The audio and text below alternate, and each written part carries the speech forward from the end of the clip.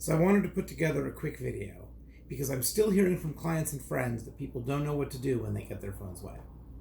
This is advice that primarily applies to older phones, since most of the major manufacturers are now producing waterproof phones, or at least water resistant.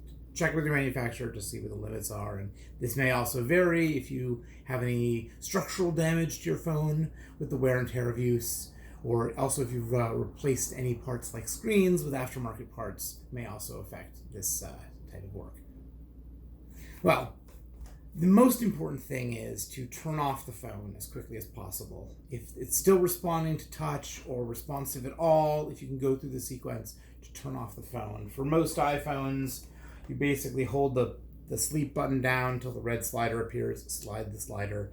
If you got one without a home button, then it's volume up, volume down, and then hold the power button or the sleep button, and then slide the red slider and it turns off. There's no unfortunate easy way to force shut down an iPhone faster than that. So that's the easiest way. If the phone is unresponsive, don't push buttons on it at all. It's probably already shorted itself out, and I'll tell you what to do about that later. If you're lucky enough to have an older phone that you can tear the back off and pull the battery out, that is also one of the best things you can do. So pull that battery out, and you will probably save your phone. Unfortunately, most modern phones don't give you that luxury. So what do you do once your phone is off or unresponsive and you want to hopefully bring it back? Plug it in? Try and turn it on? Try and restart it? No, don't do any of those things. What you want to do is get it in a bag with desiccant. These are the do not eat packets that come in a lot of electronic devices. I kind of save them up. I have a whole bag full of them. I don't know, I'll put a close-up in here or something.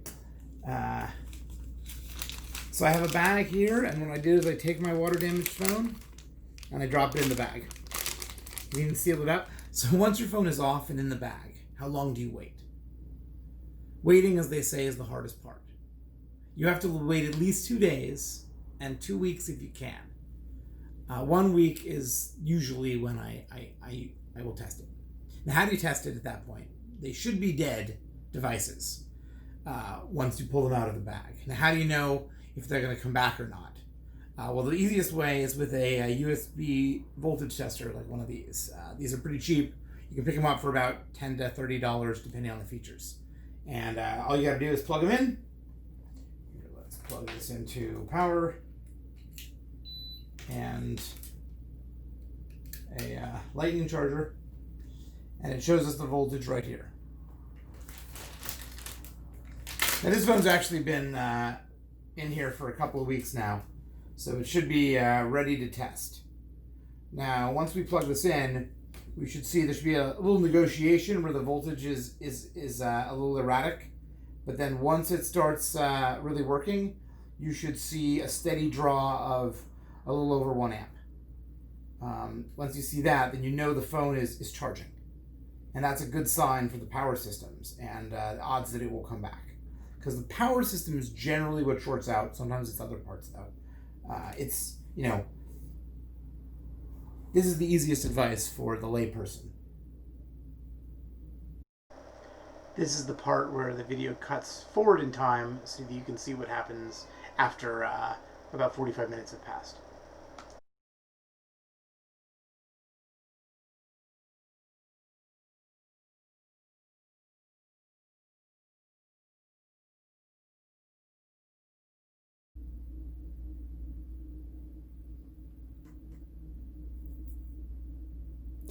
And there we go. As we see, it didn't take days or hours to get a charge. It came up pretty quickly.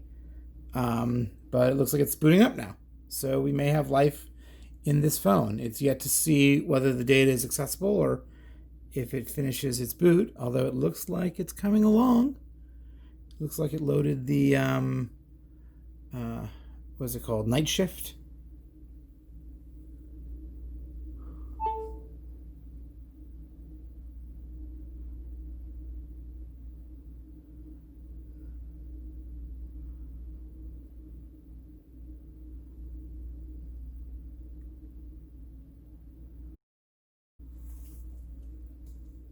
Booyakasha, the phone, it lives. That's good news for everybody.